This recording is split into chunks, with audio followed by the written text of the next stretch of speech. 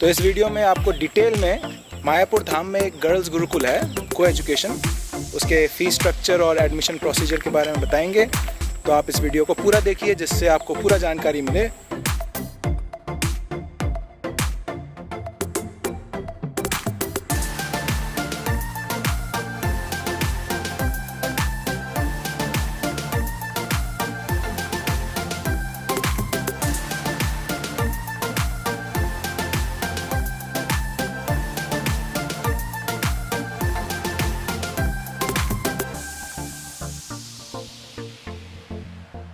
तो सबसे पहले गर्ल्स स्कूल के बारे में बात करते हैं। ये एक इंग्लिश मीडियम स्कूल है। This is an English medium school for girls.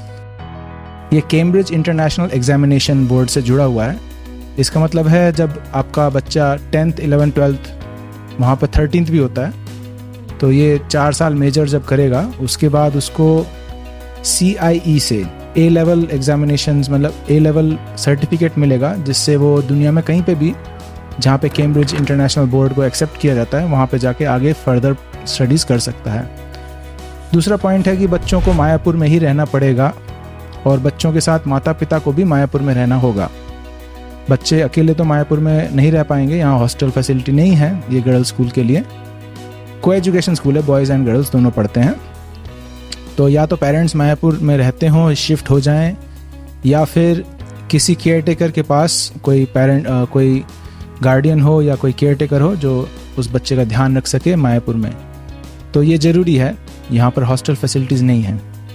तो श्री मायापुर इंटरनेशनल स्कूल में कौन कौन से ग्रेड से पढ़ाए जाते हैं? यहाँ पे नर्सरी से लेके 3 साल की उम्र से लेके 13 लेवल तक, 13 क्लास में हमारे इंडिया के 12 क्लास के बराबर तक ग्रेड्स में पढ़ाया जाता है। और स्टूडेंट टीचर रेशियो क्या है?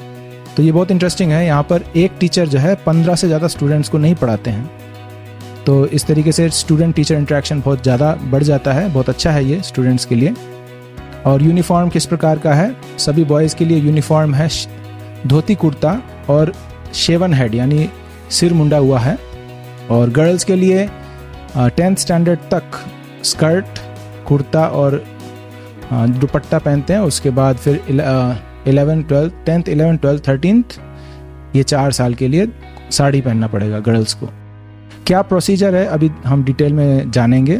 सबसे पहला कदम है कि आपको वेबसाइट पे जाना है smithsmayapur.com जाके, और डिस्क्रिप्शन में आपको सारे लिंक्स दिए हुए हैं। आप वहाँ जाके कांटेक्ट में जाइए और उसके बाद कांटेक्ट करने के बाद वे आपको स्कूल की तरफ से आपको एक चिट्ठी आएगी, ईमेल आएगा जिसमें आगे के प्रोसीजर बताया जाएगा।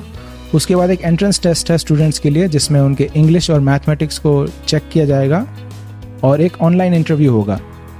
ऑनलाइन इंटरव्यू में यदि बच्चा एक्सेप्ट हो जाए उसके बाद आप एनरोलमेंट फॉर्म को डाउनलोड कर सकते हैं, उसको फिलअप करके जमा कर सकते हैं और उसके बाद फ़ीस जमा कर सकते हैं। इस तरीके से आपका एडमिशन प्रोसीजर 5 स्टेप्स में पूरा हो जाता है। और अधिक जानकारी के लिए आपको इस नंबर पे आप फ़ोन कर सकते हैं, डायरेक्टली स्कूल से बात कर सकते हैं, और ये ईमेल आईडी भी दिया हुआ है। ये सब आप डायरेक्टली जुड़िए, स्कूल से पूछिए। अरे मेन बात तो बताना भूल ही गया मैं, फीस स्ट्रक्चर के बारे में। आपके बच्चे का एडमिशन कराने के लिए 25,000 का एक टाइम एडमिशन फ़ीस लिया जाता है, और उसके अलावा 5,000 का सिक्योरिटी फ़ीस। ये 5,000 का सिक्योरिटी फ़ीस रिफंडेबल है, और यदि आप अपने दूसरे या तीसरे बच्चे को भी एडमिट कराना चाहते हो तो एडमिशन फ़ीस घट के 20,000 हो जाती हैं।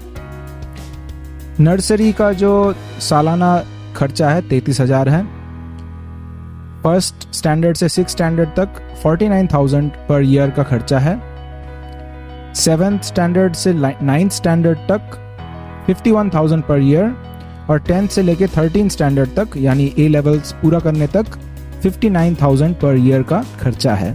इसके अलावा लगभग 5,000 रुपये का सालाना बुक्स का खर्चा है जिस सिलेबस से पढ़ाया जाएगा। और इसके अलावा छोटे मोटे खर्चे हैं, कुछ ड्रेसेस के या कुछ फूडिंग के, यदि आप ये ऑप्शनल है फूड का, और यूनिफॉर्म का मिनिमल चार्जेस लिया जाता है।